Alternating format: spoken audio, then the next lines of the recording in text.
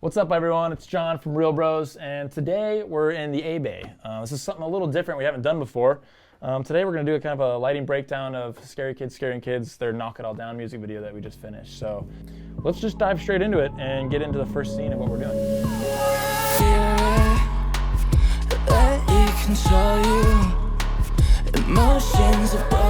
So we're here at the Ice House in downtown Phoenix.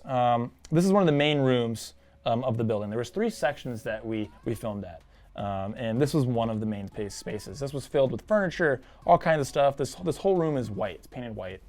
This was an old refrigeration building back in the day. You'll see kind of that stuff a little later, but kind of just wanted to break down this scene. This is kind of the first shot, technically the second shot, that makes it into the final cut. We walk through a doorway that pushes in slowly, and you reveal Puyan here on the left. You've got a Little Lotus in the middle, and you've got Chad here on the right. Puyan and Chad are still the main original members from the band. Little Lotus is on this specific track. So for their new album release, every song has a different lead singer on it. And so for this song, for Knock It All Down, Little Lotus was in this. So this first shot, we want to just come right off the bat, show the key players, show what's going on, and get into this space. So we've got the main shot. We've got 2 Novas up here. So these are the Nova 300 Cs, or the 300 P300 Cs. So we got 2 of those throughout the night, and you'll see those kind of pop in here and there as we go throughout each scene. So as you notice over here, there's a C-stand behind each of these pillars. There's one behind here too, you can't see yet, but I'll show you. There's 4 of them. Basically, I wanted to make sure that these lights look like they were supposed to be there, but in a more creative way, right? So these are all 300Ds over here that are giving this cone light, and they hit the ground. So you can see right here, kind of hits them, backlights them, and gives them like a spot to shine in. And it wasn't supposed to be any fill or anything. It was supposed to be moody. This whole thing is like just punk rock, rock and roll to the core, and grunge, and just kind of a throwback a little bit to when they started in the 2000s, but give it a modern touch to it, right? So each another 2 300s. So we had 4 300s in each corner of this thing. So they were all giving that backlight to all the key players. And as we move around with the camera, and you can see us flying through different stuff, Puyan may have been back there, or Puyan and Jared, or Chad and Puyan, and stuff like that. And obviously the drummer's back here with actually a 120 that's going straight down right here. So there was a 120D right here that was going straight down the drummer. Super low intensity. We had a battery on that. We didn't have any other power sources back there, so we used an Anton Power battery on one of the newer 120s, and super efficient on power. We did about 2% on that, just to give just a beam, a little fill on the drum set, so he didn't fall off too much. And in the background, if I do this here, so we had a big 12K. I don't even know everything, but 12K here. So that was an old school 12K, 1K light bulbs each, 1,000 watts piece, super powerful. We had a dimmer on that, so we can control obviously how much intensity, but we can also, with those old school lights, the color gets a little bit warmer when you go down on the dimmer. So really cool effect. Love those. Those are going to come into play later, but we just pumped that through. This is an elevator shaft back here. That's kind of back there, and there's a window, luckily. Dirty window, a lot of textures, so we shot that straight through. Back here, there's like this underground kind of like see-through tile. It was like bad at squares there, but there's this is all like see-through, and we shot a light straight up, and there was just kind of basically filling that corner so it didn't fall off. We wanted the corner back here to fall off, but we didn't want that back corner. It kind of just opens up the space, separates it, and gives it a little bit different tone. And you're gonna notice throughout the whole video, everything's pretty warm in its intensity. So yeah, this was a really cool spot. So we had like 1, 2, 3, 4, 5, 6, 7, 8 lights here. Originally on my schematics, I had like 4x up front here, and then we just kind of got rid of those because I didn't want to fill it. I wanted him to kind of move about that space and fall in and out of that light. So it creates its own dynamic in itself. He gets dark, he gets lighter, everything's just changing. That way we don't have to modify the lights for their performances. We let them be free in their space, and that's what we wanted to do in each spot. Let's go to a different scene. Same room, different shot. So as you see here, like I was saying, all of these lights, they all had snoots on them, by the way. So they're like, little cone snoots.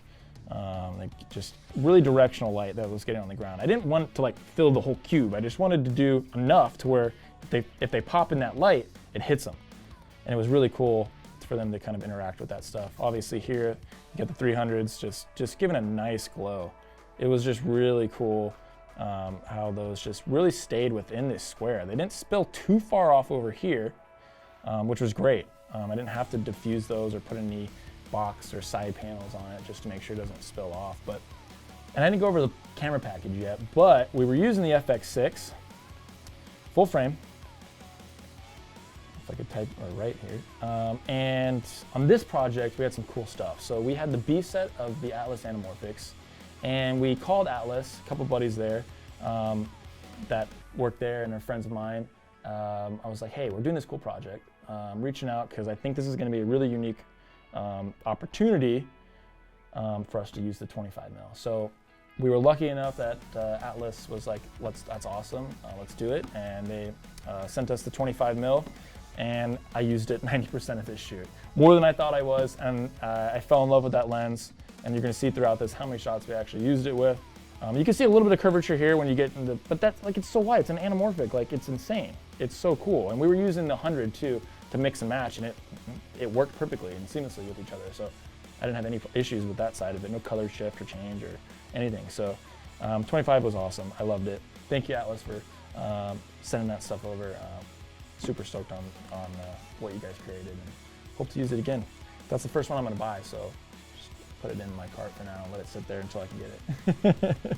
So this was the idea I was talking about before. They can walk in and out of this sequence. So you can see we had the mic hooked up to the roof here that he was kind of singing on. Not kind of, he was, but it was kind of linked in. So this kind of kept him in that zone. It didn't allow him to run a lot around the place, and it didn't have a cable on the ground. So this kept him in the zone, and it actually worked out really well. But you can see these Novas, look at that hard cut off. We have all that black fall off, which is really cool. The Novas just cover the center of this room perfectly. Not too much spill on either end. And it was awesome. You can see the 120 back here giving that light up. You can kind of see that little floor down there. That's where we put that 120 that went straight up into the ceiling. So this is cool. Walks in and out. You can go black, go into the light. It just made a really cool effect. This is where we had that 120 with a battery on it. So this is a 120D, one of the newer models of their setup, and this was just giving a nice fill that kind of just went down right here. We had it controlled, so it just hit his drums. We can get all that stuff that we need to, and it worked out really well. Just a little kick. It was a little, I think it was like 2%. Like that's what, it was insane. That's all we needed, was just a little bit of kick, fill that space up and get him out. But the back, I wanted to fall off. There was a bunch of junk back there, so there's no reason to light that back corner. This is probably one of my favorite shots in this room. You've got Little Lotus here, and you can see the 300s here giving the cones out. But you see most of the time you can't see the C-stands. They're hidden pretty well from all the frames that we created. So that was the goal. You can see kind of a light from here from Jared's spot, but you can see all the fill that the 120 from above gave. It's just really cool look. Everything else fell off back here, which is awesome. So this was probably the heaviest on the lighting side for that one. It was like 8 lights, but we kept it relatively simple. Wanted to keep the spaces real and go from there. So let's see. Let's go into the elevator shaft. This thing was super sick. Basically, I think we had some barn doors and a cone on here, so we just hit a certain part of this window because there was a window right here, and we wanted to shoot straight through it. So. And get all of this texture from all of that metal was around there, all the cage, all that stuff. You can see on his skin here, all the reflections and shadows that were created. It was legit. So that was just pumping straight through. This light source over here with the 300 was directional in the sense that we only wanted it to hit in a certain spot of this elevator shaft. So you can see it's hitting his face and his hands, the guitar. And he's getting this awesome backlight from the 12K on his hair because Puyan's got some crazy hair, which is awesome, looks insane on camera. And yeah, you can see how it just gives textures and just grittiness. Look at that, just rock and roll. It's just epic. You come over here again, same idea. You've got those awesome highlights on the guitar. His face is nice. and nothing's too harsh. And obviously the FX6 blooms really well. So, you know, their highlight roll-offs are like beautiful. It's, to me, it's closest to like an Alexa as you can get in that price range. It's amazing. So you look at this. I think that's a harsh light, and it's not even that harsh. It's insane. This one was cool. This is at a slower part of the song, but you can see hit his face, all this texture on the guitar, or sorry, the bass. And look, highlights here, highlights there. Look at all the textures. His tattoos, everything just worked really well. Looks legit. Loved how it came out. So this is the second scene, main room. This is a refrigeration, old school refrigeration room back in the day, and you'll see that there's like tinsel stuff up there. That was pretty rad. It gave like a really cool reflection off the ceiling. So this is a practical light that was already there from the house, but we had a Nova, one of the 300Cs, and it was, I actually color matched with the app these lights, and we just gave a nice fill down, straight down. So we basically just enhanced that practical. We made a wall, we had candles on there. Didn't pop out as much as we thought because they weren't as big of candles and wicks as they probably should have been to capture that. But we put these lights down, these little candles down here to do just basically scene stuff. This was a super simple light setup. This was 3 lights total. We had another 300D right here that was giving a very directional light and hitting kind of like in this direction for Lotus, kind of backlighting him. And then on this side we had a 4x4 that had a Nova. Here, let me do this so you guys can see it better. So basically it was a 4x4. And we had a Nova on this side on a stand, a little lollipop, and we were just shooting straight through that diffusion. I think it was like quarter grid, I think. And we were shooting straight through, and this gave a fiery, we had it on a fire effect. And it was super, so that was on the fire effect. So it just gave like this really cool flicker, looked like a fire. Aputure has all these awesome effects built in, so that really worked out for that space. It reflected off of this metal a lot, so you can see in the video that it like flickers a little bit. That's kind of the idea. That was the basics of this space, and you see when we move around, you can see this Nova spilling out a little bit more on the fire side of it. The practical is still up here. We've got our 300 over here, and just look at that. So you can see the 300 just hitting him in the face, even if he's moving around all over the place. And this was 3 lights. This is a big space too. I mean, it was a large space, but I mean, it was a small footprint in what we were shooting, but 3 lights filled the space. And that's kind of the key thing. It's like you don't have to overlight everything. You can use what you have and see like what you want to cut down. And I like just starting with 1 light, turning it on, going from there and just building on that side of it. So you don't just go put 20 lights out there, turn them all on, and you're like, oh, what do I do? And then you get all confused. So just kind of go light by light. That's what we do. Here's a close-up, like a low angle. You can see that the practical is up above there. You can see how all of these details from that roof. See all the reflective material here? So cool. If that were black, that would have been like so boring, but the reflective was legit.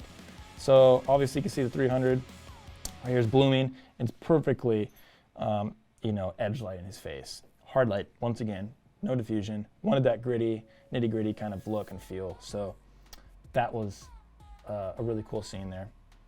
Kind of see just the different angles that we got. Look at that. Look at this bloom. Look at that. There's no. We didn't have any pro mist or anything on there. I think we had a ND like quarter internally on the camera from the Sony, and nothing on the front of that lens. It was just straight up 25 mil. That's it. You can see. Look at Puyon's hair. Going crazy. Not too much different here. You get that. The nice thing about the 25 mil is, that typical anamorphic streak, right? You can see it a little bit here, but the nice thing is it's not like overbearing. For that wide of a lens to be capturing all of that amount of light, even shooting straight at it like a 300 like itself, almost, I don't know what percentage that was, probably 45% power on that. So it wasn't full intensity, but like the nice thing about the 25 mil is it's not overbearing. You're not getting distracted by it. You're not getting, it's not taking over the frame, but it's still there. The character's still there, which is super nice. Some anamorphics are just like, that may be the look you're going for, but not all the time. It's nice to have options in that world. So this is the 100 mil Atlas. Really cool. Love that lens. You can see that nice little soft streak there, big bloom effect from that 300, and the nice contrast from all the fire. So, so this was the main haul that we had to wait till the evening to shoot in, because up here, the ceiling's gone, like completely gone. Like it's just open sky. So it's super, super fun, super cool space. Look at all this texture on the wall. Look at all that. Like, you know, it's cool. There's a practical here that they already had, and the practicals are the string lights, which worked out in our favor when looking, you know, getting low angles and looking up and having those move around in the background above you. It's just a really cool texture. It worked out well. So again, here we kept that same kind of theme going, where we wanted them to be in the space, rock out wherever they wanted to, and they can fall in and out of the light. We didn't have any fills up here shooting in. We originally had them and then nicked it because it didn't look right. It looked more like a country music video than we did want it like post-grunge rock. So we got rid of those. And I want to note here, we did have these two 12Ks, which is giving the majority of the light out that we were using for all the back stuff. But up here, before lighting this, it was all black. Like that was completely black. Basically above the bulbs, it was black. And it sucks because it looked like the ceiling was short, right? It was like, that's not why we're here. We want to show off how big this space is. So I'll show you in a second, but basically there's a balcony here in front of Little Lotus, but like 15 feet up. And we had 3 lights. I had one there in the middle and one on the side. It was like a metal railing, so we got a cardellini and just mounted them. So there was 3x 300Ds. Basically, each one was hitting each wall. That one hit that one, and that one hit that one. And once we did that, we had CTO on it as well, on all the lenses, to match kind of the scene, or match maybe the bulbs, or give that glow. Because you'd think the 12K would fill this whole space. Well, it filled the majority of it, but not the whole thing. So that's why we had to do this. And it allowed me to look up, and you can see that the roof wasn't there. If I didn't do that, then it would just be a black void, and that's boring. So continuing on here, this is one of the main shots. This is probably also one of my favorite shots in this space, as Little Lotus just got done jumping off of the drum set for one of the main hits on the song. You can see the practicals here, obviously the 12Ks, and that was it. They were rocking out, we were moving around, they were jumping off walls, bouncing around. It was just a playground for them. You can see the awesome balloon. We had a bunch of haze. We had a hazer over here, and we had to hit that quite a bit because it was kind of outdoors, but kind of indoors. So we had to fill that space enough so it didn't like dissipate as fast. But it actually filled the space really well. So that also, you see that glow from this stuff is all that haze that we were pumping in there. This was awesome. He did a mic swing here. He was whipping it. It was like whew, right in front of the lens. It was super cool. Look at this, streaks. That's what I was hoping I was getting. Look how soft this is. It was from the 12Ks. You know, that's all that light that's coming in. And it's all harsh light. We didn't diffuse it. You know, the backlight from him here. And like, it worked out. Nothing was like crazy. And the morning of the shoot, we decided we wanted to break guitars. We had this idea, but it really fell into play the morning of the shoot. So Alex was scrambling to find stuff. We found a couple guitars that we were gonna smash. So we got 2 guitars. Alex got them in just in time. And then Puyan had a old, since obviously he's on the guitar, we had a electric keyboard. We're gonna smash that too. So back into the room. So this is back into that refrigeration room that we were before with the couch. We spread these big lights out so we can kind of, I didn't wanna light this back space. I wanted it to completely fall off. I wanted the cone to be the main piece. And the candles were there to help kind of tell where the edge of the floor was and kind of just give that, you know, expand that space a little bit. So up here, we had a new 300D. So up here we had the directional spotlight. So this way we have the little bits here that we can shave in and out and really shape the piece that we wanted to. I think they were probably mostly open because we wanted a perfect circle, which was awesome. I just wanted a clean circle. They can work inside of it. Hard light, no diffusion, raw. Get those reflections, get that, you know, stuff coming flying off the guitar and stuff. And it was just a nice glow. There's a CTO over that. So that was that there. This was on the Ronin 2. Alex was operating it. An additional FX6. So we had another FX6 built with a 40 mil Atlas.